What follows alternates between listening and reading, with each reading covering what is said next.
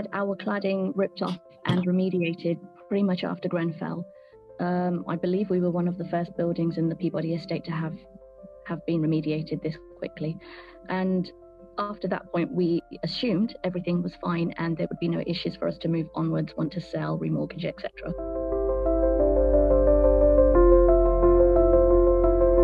That we then received a letter from them to say, by the way, you need to be aware you may not be able to sell, or your sale may be stopped because a buyer may be refused a mortgage. So looked into it a bit more, pushed a bit more, and realized we don't have an EWS. So although we know exactly what material was replaced onto the building, for some reason there has now been quality issues raised, and I have no more detail. What happened next was we were then told we were in the queue for an EWS certificate, and although the building was remediated, I could have had the option to put the flat up for sale and try to go through the process, but I was told that you would not really achieve anything without that EWS certificate, so I took the decision to not. So we ended up being in a queue of however many thousands of blocks that needed to be assessed. So after 2021, it was through almost a year of really pushing the point with the housing association, pushing the point with my children's school, pushing the point with my MP, and also with my GP, that my mental health was struggling to such a point that I couldn't continue to live there. I guess all of it in total amassed to an exception case for the housing association, and in their view they then granted me permission to sublet the apartment, which was, it was a welcome relief. But there were all sorts of hoops I had to jump through. Even though the housing association had said, yes, we give you that permission, you then still have to do so much more. And it wasn't an immediate thing. It was literally another 6 months before I was able to take those steps. In the meantime, I had then moved to Leicester, which is where I'm originally from. My family still lived there, and I needed the support. I needed to, A, leave the flat, to not be constantly thinking about it, and B, find somewhere where my children and I could try and live a normal life. I received the EWS certificate back at the end of 2023. And I was elated. I thought, we've been waiting for so long for this. And when it arrived, I thought that that's the next step. I was waiting for this to then be able to put the flat on the market.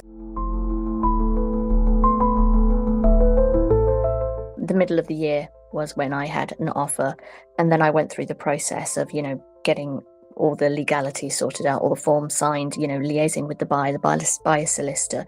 Unfortunately, by January of this year, so that's now 6 or 7 months down the line of thinking, we're almost there, that sale went on pause. The EWS was signed off by somebody who was expelled from the professional body, i.e. the regulator, the IFE. If you looked at the volume that they had signed, this raised a real issue in that how can somebody purport to doing that work to a professional standard, to something that can be relied upon in that amount of time? Untold amounts of stress. It's the not knowing. It's the uncertainty of how long you're going to be waiting. And the communication has always been very, very vague. We have put the order for work out there, and until an inspection is booked, we cannot provide any dates to you. So, it doesn't fill me with great confidence. I'm met with very difficult departments who don't speak to each other as well. So, I find myself going through this every time I make a phone call, and it just brings up the same amount of stress, and it makes it very raw for me. I term it limbo because that's the only way I can describe it, but really what it is it's just hell, because all you're thinking about is, well, when that flat sells, I'll have some money so we can buy us a home. Mm. And in the meantime, I see everybody around me, you know, they're purchasing their first home, they're purchasing their family home, they're moving into nice houses. And I want that. I want to be able to provide that for my children. And I've been sitting on this for 4 years waiting for this to happen. And it still, I don't know how long it's going to be. So that in itself fills me with a lot of dread.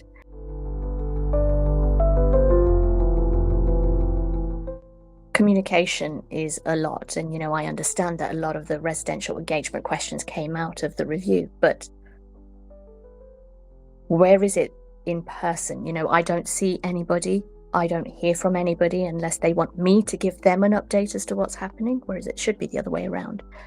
I have to do everything via email because it causes me too much stress to make a phone call. And even when it comes to me writing an email, I literally have to psych myself up for a few days because of how stressed I am with it. Because I know the response I'll get. I won't hear for weeks, and then I'll get a very vague, very substandard response. Where is the care and the compassion? You know, I've had this apartment. I lived in that flat 10 years, more than 10 years. I've had this place for 15 years now. I've paid my bills. I've not missed a bill. I've been a good resident. I've looked after the apartment. Where is the care and compassion for me there?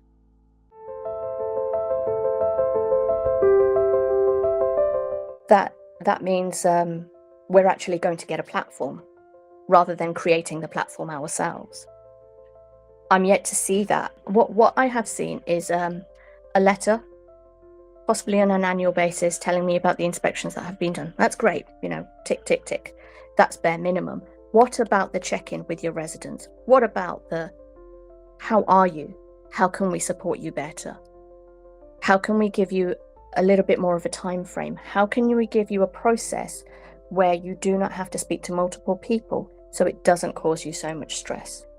That's not there because that would really go some way to helping.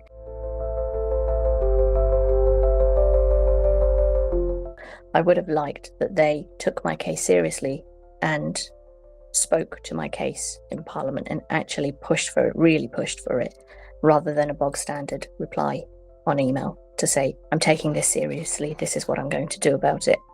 I feel like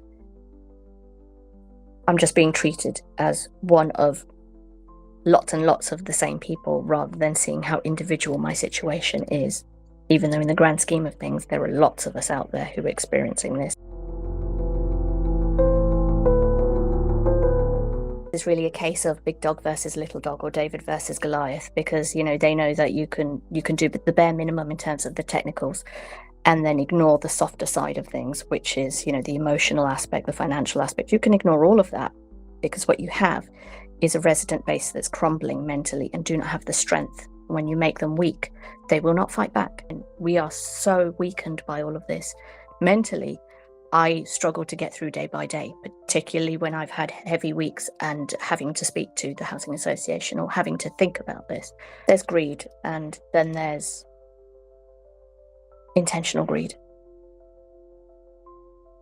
When you have the resources, you have the manpower and you have the finances to make a difference, but you choose not to, that speaks volumes, doesn't it?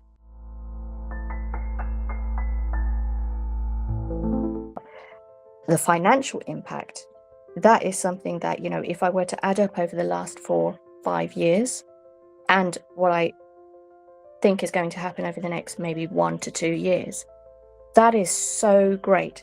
I am paying mortgage, I'm paying service charge, I'm paying all the bills for this apartment. On top of that, I'm paying to rent the place out. You know, there's fees associated with that, there's taxes associated with that, there's insurance associated with that, and then there's my personal stress because I don't actually want to be a landlord. There's the maintenance costs of the actual apartment, and that's just the flat itself. Then there are the extra costs that I'm bearing here in Leicester, the cost of renting the house that I'm renting for me and my children. That's years.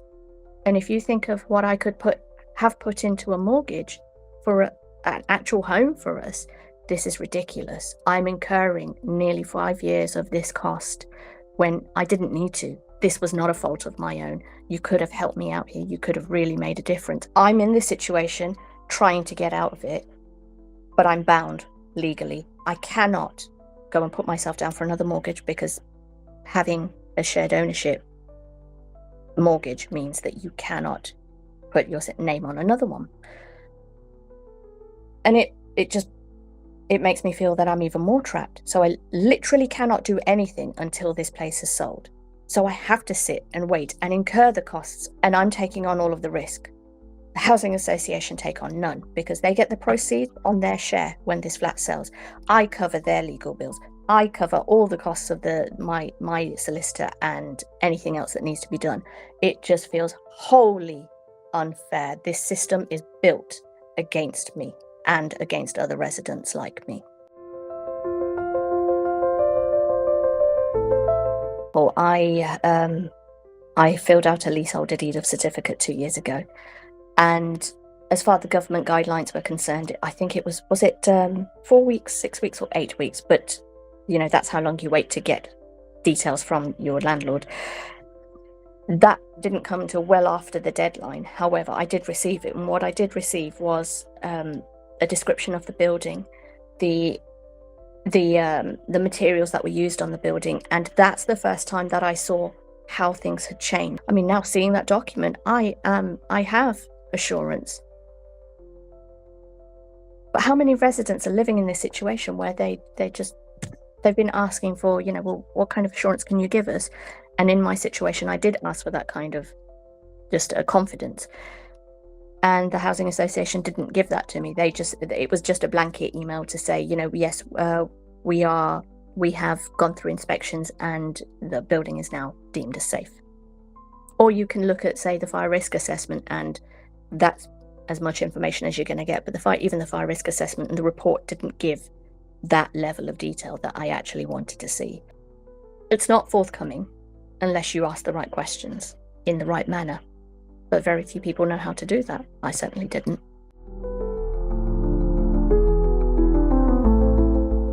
Residents need to get together and demand the information. They need to demand a schedule of works. They need to demand, a bit by bit understanding of exactly what's going to happen. They need a time frame. They need an idea of the cost and where it's going to come from. They need an idea of the disruption and how their needs are going to be managed, particularly when you've got vulnerable people in buildings, or one stairwell, one lift, and so on. These things really need to be taken care of. They need to have assurance that there is a code of conduct that contractors who come onto site will work by. No swearing, no leaving rubbish, no smoking on your balcony. Simple things like that you'd think are just general good human behaviors. And I think they need to be very, very persistent. If that information isn't forthcoming, they need to make sure that there is a one point of contact with their housing association or their building manager or their the representative, just to make sure that they've got somebody to talk to and raise this with. And I do think that you need to be well armed to know what your rights are, because the last thing you want is to be treated like a guinea pig the way that I was, and not realize that you could have done something about it.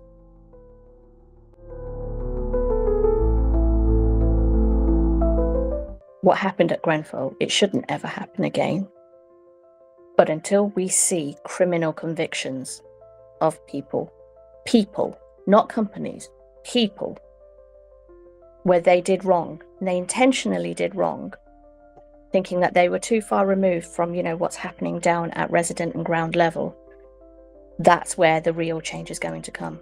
That's what I'm waiting for. And until I see that, I'm not really going to have much faith in the industry or in our government to do the right thing. I think there's only one thing, apart from, criminal convictions, there's only one other thing that could make a potential difference, and that is for those people who are in power to come and live my life and actually see what I'm trying to achieve here. All I want is a life for me and my children. That's all I'm asking for. It really isn't that much.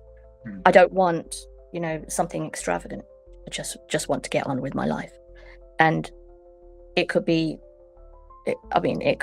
10 years from that start point, before I'm even at that. And I've just been living 10 years of stress. It's not acceptable by any means.